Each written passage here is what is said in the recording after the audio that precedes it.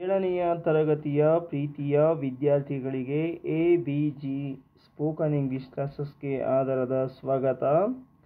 ಪ್ರೀತಿಯ ವಿದ್ಯಾರ್ಥಿಗಳೇ, ಇವತ್ತು ನಾವು ಏಳನೆಯ ತರಗತಿಯ ಚಾಪ್ಟರ್ 11 ದ ಸ್ಟೇಟ್ ಗವರ್ಮೆಂಟ್, ಇದು 2024ರ revised syllabus.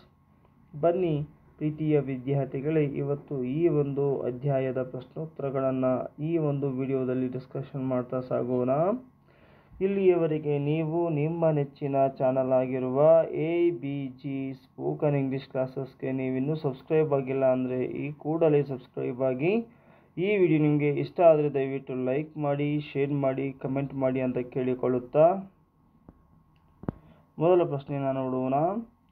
Fill in the blanks with the most appropriate word.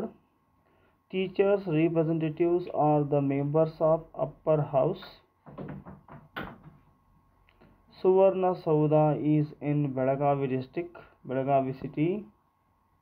The assembly proceedings will go on under the leadership of Speaker of the House. The governor is appointed by President of India. The number of members of Karnataka Assembly is 224. Discuss in groups and answer. What is meant by bicameral legislature? A legislature having two houses is known as bicameral legislature. ದ್ವಿಸದನ ಪದ್ಧತಿ ಎಂದರೇನು? ಒಂದು ರಾಜ್ಯವು ಎರಡು ಸದನಗಳನ್ನು ಹೊಂದಿದ್ದರೆ ಅಂತಹ ಒಂದು ರಾಜ್ಯವನ್ನು ನಾವು ದ್ವಿಸದನ ಪದ್ಧತಿಯನ್ನು ಹೊಂದಿರುವಂಥ ರಾಜ್ಯ ಎಂದು ಕರೆಯುತ್ತೇವೆ. Who is the MLA of your constituency? Nikhil U Katti is MLA of our constituency, Hukkeri.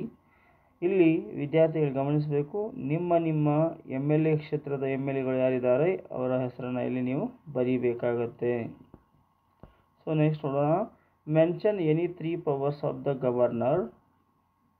The governor appoints the chief minister and on his advice appoints the rest of the ministers.